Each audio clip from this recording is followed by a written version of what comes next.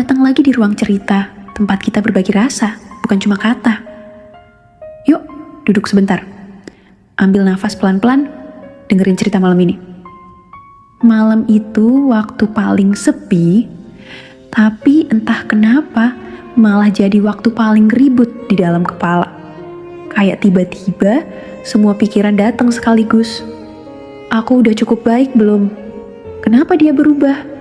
Kenapa semua orang ninggalin aku pas aku butuh? Kalau aku gak ada, apa ada yang nyariin? Kamu scroll HP, tapi makin kosong. Denger lagu, malah makin mewek. Tidur susah, nangis gampang. Kepala muter terus, padahal kamu cuma pengen diem. Tapi gak bisa. Kepala kamu gak diam, hati kamu gak tenang. Dan itu capek banget, ya? Kamu tahu gak? Overthinking itu bukan karena kamu lemah, justru karena kamu terlalu peka. Kamu mikirin sikap orang lain, kamu khawatir sama masa depan, kamu nyesel sama masa lalu. Kamu mikir semuanya sekaligus, sendirian. Dan kadang, kamu ngerasa gak ada yang ngerti. Padahal kamu sendiri pun bingung mau mulai cerita dari mana. Tenang, kamu gak aneh. Banyak orang ngerasain hal yang sama, tapi mereka juga diem. Di malam-malam kayak gini, yang kamu butuhin bukan solusi, tapi teman. Teman yang cukup dengerin kamu tanpa nyuruh kamu, udah jangan mikir terus. Karena faktanya, kepala kamu emang lagi rame. Kamu tahu, gak semua yang kamu pikirin itu kenyataan. Kamu mikir kamu gagal. Padahal kamu cuma belum nyampe. Kamu mikir orang lain benci kamu, padahal mereka cuma sibuk. Kamu mikir kamu gak layak, padahal kamu cuma belum sadar betapa berharganya dirimu. Overthinking bikin kamu percaya sama hal-hal yang belum tentu benar. Maka kadang, kamu perlu istirahat, bukan nyari jawaban. Kamu perlu diam sebentar, tarik nafas dan tanya ke hati.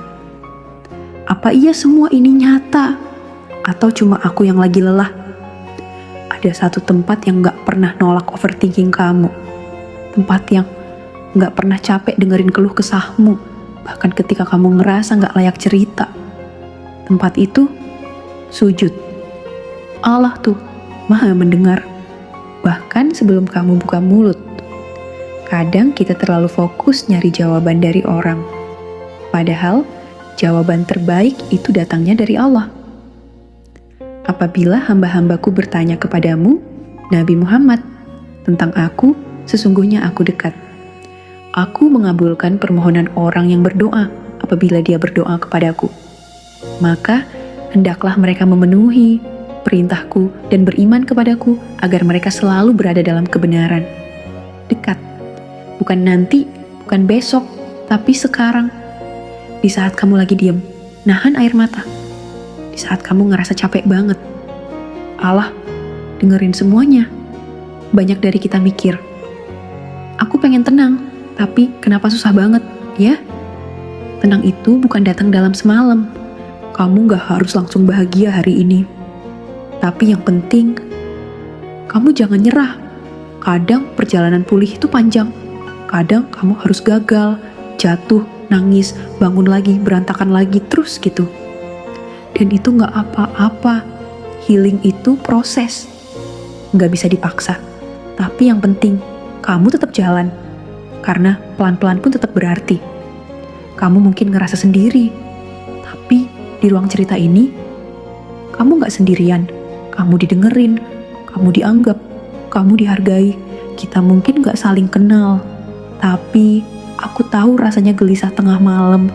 Aku tahu rasanya punya banyak pertanyaan yang gak bisa dijawab siapa-siapa. Dan kalau malam ini kamu cuma bisa nangis, itu juga gak apa-apa. Tangis itu bukan kelemahan. Itu bentuk bahwa kamu masih punya hati yang hidup.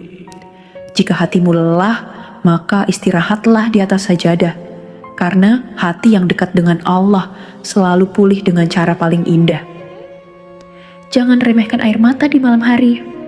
Bisa jadi itu jalan Allah buat membersihkan hati yang luka. Malam ini mungkin berat, tapi kamu kuat dan kamu gak sendiri.